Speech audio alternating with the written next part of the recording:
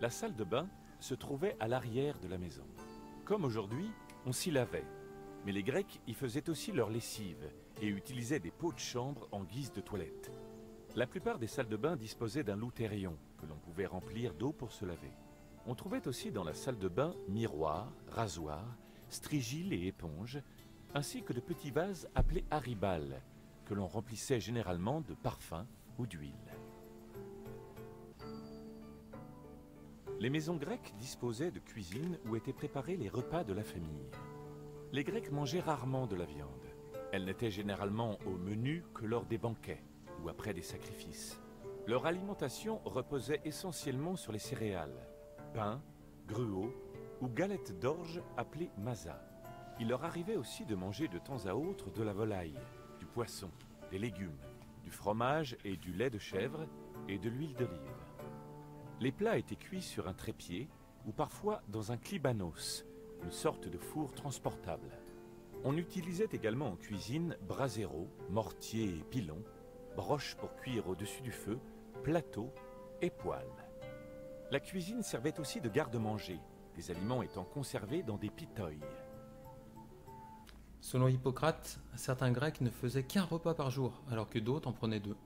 Le repas principal, le deipnon, était pris le soir. L'autre repas éventuel était l'ariston, que l'on prenait généralement vers midi. Le deipnon se composait de trois parties. Un plat de céréales appelé sitos, un plat principal, l'opson, et le potos, autrement dit, le vin. L'opson était généralement composé de viande ou de poisson, et le vin était servi avec des desserts tels que des fruits secs, des fruits à coque et des gâteaux. Le régime alimentaire grec était articulé autour de la triade méditerranéenne céréales, raisins et olives.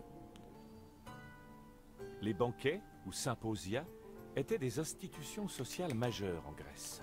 C'étaient des réunions durant lesquelles on buvait. Ils se déroulaient dans l'androne, la partie de la maison réservée aux hommes, et les résidents ainsi que leurs invités étaient allongés sur des couches spéciales appelées clinés. La nourriture était servie sur des tables basses situées devant les couches, et le vin était placé dans un cratère, un vase à mélange, au centre de la pièce. Lors d'un symposium, les hommes buvaient, chantaient, entretenaient des discussions philosophiques et pratiquaient des jeux tels que le kotabos. Des musiciens et danseurs des deux sexes, et même des courtisanes, y prenaient souvent part. En revanche, les épouses et filles de la famille en étaient exclues.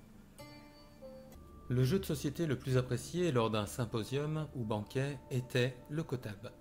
Il s'agissait de jeter la fin de sa coupe de vin sur une cible désignée. La cible était généralement un récipient de terre cuite flottant dans un bassin d'eau ou en équilibre sur un socle.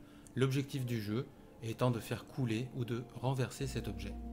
Une autre distraction appréciée lors d'un symposium était de chanter à tour de rôle des scolies, c'est-à-dire des chansons à boire. Les participants faisaient passer une branche de laurier ou de myrte, un peu à la manière des cadavres esquis modernes. Celui qui la tenait entonnait le chant, puis la passait soudain à quelqu'un d'autre qui faisait de son mieux pour poursuivre la chanson.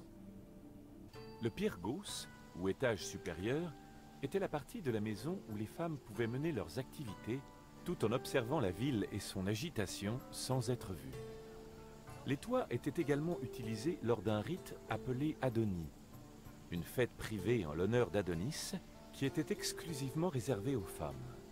Au début du printemps, les femmes remplissaient des pots de terre cuite avec des graines de laitue et de la terre, puis grimpaient à une échelle pour déposer ces pots sur les toits.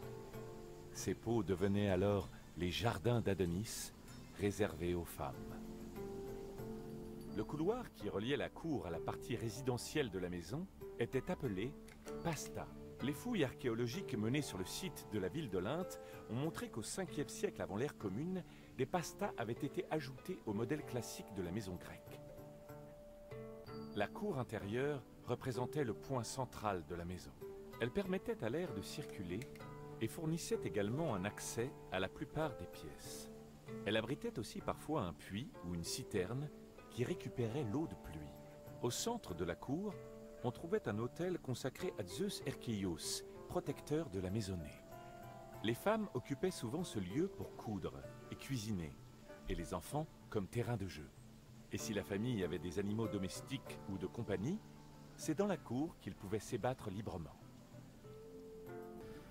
Périclès fut l'un des hommes politiques athéniens les plus influents de la seconde moitié du 5e siècle avant notre ère. Certains historiens qualifient même la période où il était au pouvoir d'âge de Périclès. Sous la direction de Périclès, Athènes fut florissante. Grâce à lui, la Ligue de Délos se transforma en empire athénien et tous les membres de la Ligue durent régulièrement verser tribut à la cité. Ces nouveaux revenus permirent à Athènes d'ériger sur l'acropole d'incroyables monuments tels que le célèbre Parthénon. Pendant la guerre du Péloponnèse, la stratégie de Périclès consista à mener une guerre navale en préférant demeurer à l'abri des murailles d'Athènes. Cependant, la surpopulation de la ville entraîna une épidémie dite de peste qui tua de nombreux habitants, dont Périclès.